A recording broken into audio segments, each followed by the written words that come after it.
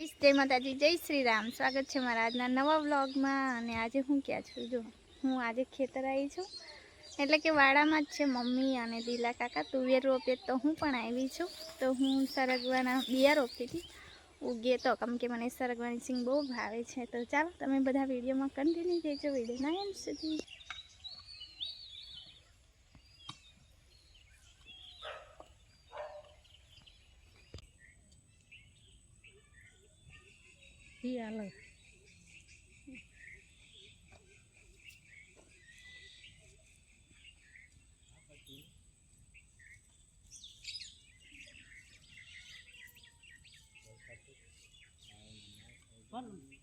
શાક ખાવા જ લાગે હા આ આપી એલી અરે કાના રોપતે ઈ શાક ના ખાવા જ લાગતો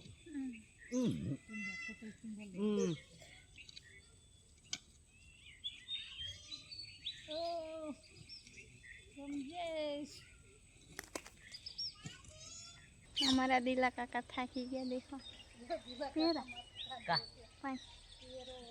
થાકી ગયા।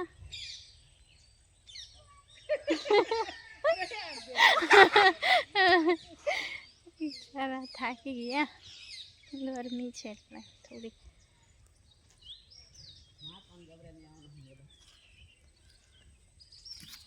पानी पी लो मैं पण। तो हमारा दिला काका થાકી ગયા, હમણાં દવાઈ ગયો પથ્થર મને પગમાં। दे साल दिला काका भरत आई ले किसना होनाती जाय रे दिला हाय होना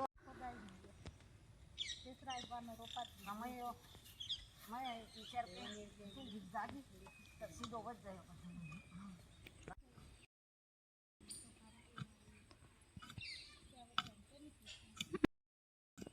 देखो हमारी आस्था पण आई गई है, साथ है तो ऐसा लाई बेटू पूछ लाई मम्मी ने हैं हैं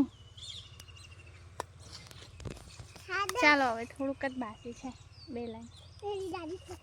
દાદી છે તઈ જાય, દાદી અહીંયા જ આવે છે। દિલા કાકા એક જમરૂખ ખોદી આવો, મસ્ત મોટી દઈને જમરૂખી છે, હું જ જોઉં જમરૂખ નીચે કાંટા ફૂલ છે। શ્રેયાંશી અમે જમરૂખ તોડવા આયા, કેટલી મોટી છે દેખો। અમે જમરૂખ તોડવા આવી, જો આખે જેટલી દાદીનું ઘર।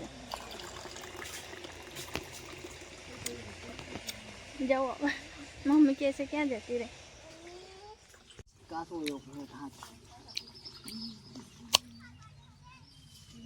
કાય હો જેવા કાસો ઉપર આલ ને પારા જી તું હાર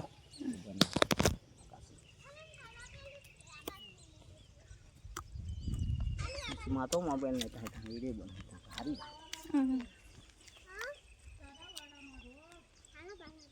શું રોપવા જાય? આ રહ્યો તારો વાળો, અહીંયા રોપ, આ તારો છે।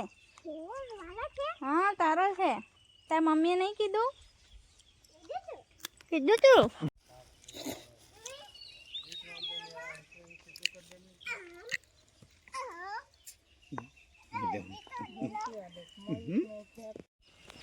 ચાલો હવે જઈએ, મમ્મી કે મેં રોપીને આવું। દિલા કાકાને બી કામ થઈ ગયું, હવે એ પણ ચાલ્યા ઘરે। આ જો હવે કૂતરું કઈ ઊંઘે, ગટર પાડી તેમાં અડધી હવે 6:45 થઈ ગયા છે, અને અત્યારે મેં મિત્તુને મોકલી છે દુકાને। મને છે ને સોયાબીન ખાવાની ઈચ્છા થઈ, આમ મેં લગભગ મારા લાઈફમાં એક જ વાર ખાધું છે, પણ આજે ઈચ્છા થઈ છે તો મિત્તુને કીધું કે ચાલો આપણે બનાવીએ। તો મમ્મી લોકોનું તો બીજું શાક બનવાનું છે, એટલે મારે ને મિત્તુને આસ્તાનું બનાવવાનું હતું। તો આ ચોરીનું શાક હું લઈને બેઠી હતી, આટલા દાણા મેં કાઢ્યા પણ મને અચાનક યાદ આવ્યું ને એટલે પછી એને મોકલી છે। હવે દેખીએ કેવું આવે છે, એને 20 રૂપિયા મેં આપ્યા છે, હવે કેટલું આવે એ પણ મને ખબર નહીં। પછી બનાવ્યા આજે રોટલી પણ છે, સવારની બહુ બધી રોટલી એમ જ છે। દેખો હવે માટી પવન આવે ને એટલે અમારી ઝીણી માટી છે, એટલે પછી બહુ માટી ઉડે। તો આ બાજુ ખોદકામ થયું છે, દેખો તો આ રોડ પણ ખોદાઈ ગયો છે. બાજુમાં થોડું કામ કરતા હતા તો રોડ બગાડ્યો છે. હવે દેખીએ શું કરે છે. ખેતર બાજુ એમનું પાણી લઈ ગયા છે તો રોડ બનતા પહેલાં નાખી દેતા તો સારું, રોડ ના ખોદાતો. કંઈ નહીં, હવે આપણે શું, પણ આ થોડું સિમેન્ટ નાખી દે તો ટપશે. બાકી તમે જુઓ ત્યાંથી ટ્રેક્ટરો જશે ને એટલે ખોદાઈ જશે. ઓલરેડી એ ખોદાઈ જ ગયું છે, ખોદી જ નાખ્યું હતું, પણ પપ્પાએ નાખી દીધું તો પછી આગળથી ખોદ્યું છે. દેખો આ છે ને 20 રૂપિયાની લાવી છે. હવે ટ્રાય કરીએ કેવું બને છે. તો થોડું આજે અલગ ખાઈએ રોજ કરતા. શું છે? દેખો જીતલી દાદી આખો દિવસ મજૂરી કરે તે અલગ, પાછી 10-10 રૂપિયાનું બધાના ઘરે કામ કરે તે અલગ. ખેતર જઈને કેળોના જે ફૂલ હોય ને તે લઈ જાય.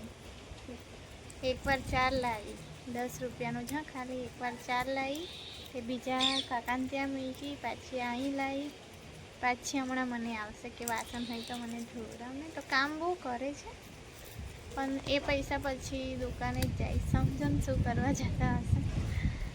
એટલે પછી કોઈ દિવસ આગળ ના આવે. દુકાને જાય પૈસા એટલે બધા પૈસા ત્યાં જ જાય. આખો દિવસ કામ કરે એકદમ જ ઉઠે તાનું. ચાલો હવે હું લસણ લઈને બેઠી છું. લસણ છોલી નાખું, હમણાં પાણી આવી જ જશે પછી લસણ ફોલાતા ફોલાતા.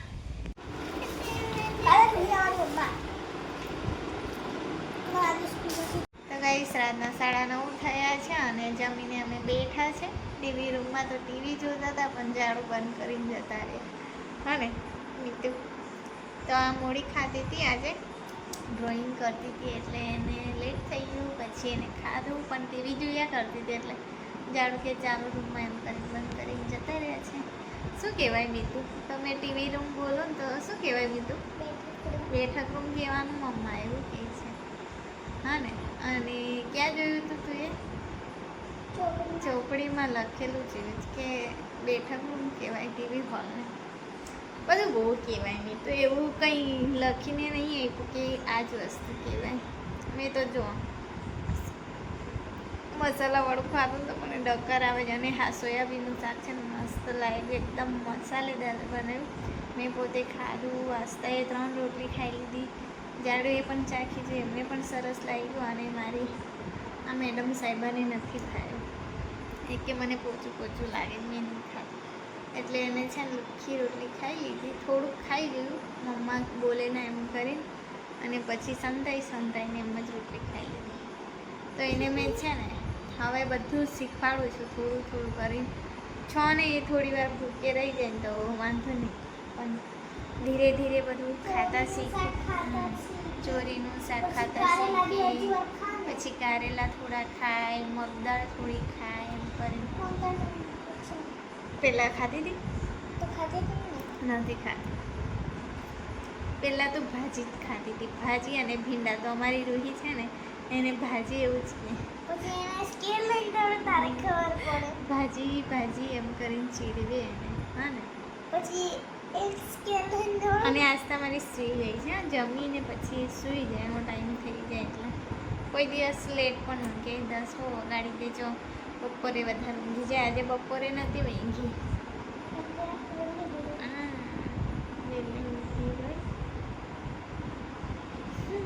મસાલાવાળું ખાધું એટલે થોડી વાર હું બેસું.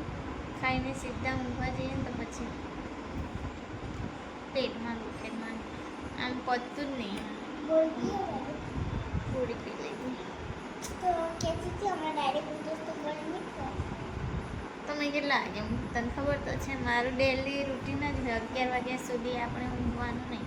પણ એવું કે બેડ પર જતું રહેવાનું. તો અત્યારે હું જઈશ રૂમમાં, પછી રામ નામ લખીશ, પછી બીજું બી કરું છું એ કરીશ. પછી